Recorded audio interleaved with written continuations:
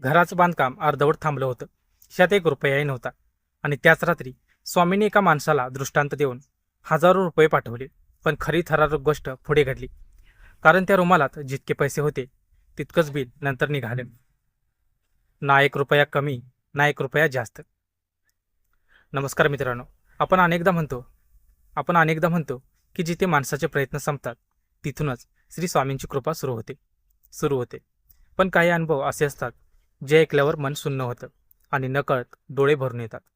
आज मी तुम्हाला सांगणार आहे असा एक अनुभव जो केवळ योगायोग म्हणता येणार नाही, कारण यात प्रत्येक क्षणी जाणवते ती म्हणजे श्री स्वामी समर्थांची अद्भुत लीला. ही घटना आहे साल 2001 किंवा 2002 मधली. आमच्या घराचे बांधकाम सुरू होते. मोठ्या मेहनतीने आणि स्वप्नांनी आम्ही घर उभारत होतो. पहिला मजला पूर्ण झाला. दुसऱ्या मजल्याचे कामही झाले. पण खरी अडचण आता पुढे उभी होती.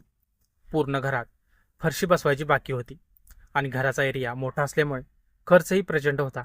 त्या काळात त्या काळात एवढे पैसे उभा करणे म्हणजे खूप मोठी गोष्ट होती.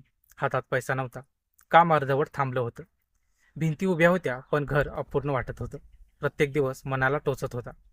रात्री झोप लागत नव्हती. इकडे जबाबदाऱ्या, दुसरीकडे अपूर्ण स्वप्न. पण मनात एक श्रद्धा कायम होती. जे काही होईल ते स्वामींच्या कृपेनेच होईल. आणि कदाचित स्वामींनी ते ऐकलं होतं. काही दिवस असेच गेले. एक दिवस अचानक कोल्हापूरमधील एका ओळखीच्या व्यक्तीचा फोन आला. ते म्हणाले, डॉक्टर, मी उद्या तुमच्याकडे येतो. मी सहज म्हणालो, हां या ना. मला वाटलं काही वैयक्तिक काम असेल किंवा साधी भेट घ्यायची असेल. आणि मी पुन्हा माझ्या रोजच्या कामामध्ये व्यस्त झालो. दुसऱ्या दिवशी ते घरी आले. पण आज ते काही वेगळेसे वाटत होते. त्यांच्या चेहऱ्यावर तणाव, मनात काहीतरी दडपण जाणवत होतं. ते शांतपणे बसले होते पण सारखी चुळबुळ सुरू होती. मी विचारलं, काय झालं? सर्व ठीक आहे ना? ते काही उत्तर देईनात. काही वेळाने त्यांनी त्यांच्या पिशवीत हात घातला आणि एक मोठा रुमाल बाहेर काढला. त्या रुमालात काहीतरी बांधलेलं होतं. त्यांनी तो रुमाल थेट माझ्या हातात ठेवला. मला काहीच समजलं नाही. मी तो उघडून पाहिला आणि क्षणभर माझे हात थरथरले. कारण त्या रुमालामध्ये होती पैशाची बंडल. खूप सगळी रोख रक्कम. मी पूर्णपणे गोंधळलो. मी लगेच म्हणालो, अहो हे काय आहे आणि कशासाठी? मी ते पैसे घेण्यास स्पष्ट नकार दिला. पण तेही हट्टाने म्हणू लागले, हे तुम्ही घेतलेच पाहिजे. मी पुन्हा विचारलं, पण कारण तरी सांगा. ते मात्र शांत. शेवटी मी ठामपणे म्हणालो, कारण सांगितल्याशिवाय मी हे पैसे घेणार नाही. आणि तेवढ्यात त्यांचा बांध फुटला. डोळ्यात पाणी आलं. आवाज थरथरू लागला आणि त्यांनी सांगितलेले शब्द आजही अंगावर काटा आणतात. ते म्हणाले, परवा रात्री मला स्वामींचा दृष्टांत झाला. स्वामी अत्यंत कडक आवाजात म्हणाले, डॉक्टरच्या बंगल्याचं काम चालू आहे. त्यांना पैशाची गरज आहे. उद्या सकाळीच पैसे घेऊन जा. मी इतका घाबरलो की मला दरदरून घाम फुटला. पूर्ण रात्र झोप लागली नाही आणि दुसऱ्या दिवशी सकाळी उठताच मी तुम्हाला फोन केला.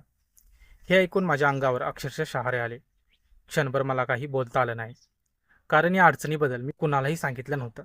फरशीच्या कामासाठी पैसे कमी पडत आहेत हे फक्त मला आणि स्वामींना माहीत होतं. मग स्वामींनीच त्यांना कसं सांगितलं? हा विचार मनात घोळत राहिला. शेवटी स्वामींचा प्रसाद समजून मी ते पैसे स्वीकारले आणि लगेच फरशीचं काम सुरू झालं. घरात पुन्हा हालचाल सुरू झाली. कामगार आले. फरशी बसू लागली. अपूर्ण घर आता हळूहळू सुंदर दिसू लागलं आणि काही दिवसांनी संपूर्ण काम पूर्ण झालं. आता वेळ होती अंतिम बिलाची. मनात थोडी धाकधूक होती, कारण खर्च किती झाला असेल याचा अंदाज नव्हता. पण जेव्हा बिल हातात आलं ते पाहून माझे डोळे विस्फारले. कारण जितके पैसे त्या रुमालात आले होते अगदी तितकंच बिल झालं होतं. ना एक रुपया कमी, ना एक रुपया जास्त. हे पाहून माझ्या डोळ्यात नकळत पाणी आलं. कारण हा केवळ योगायोग नव्हता. ही होती श्री स्वामी समर्थांची अचूक आणि जिवंत कृपा.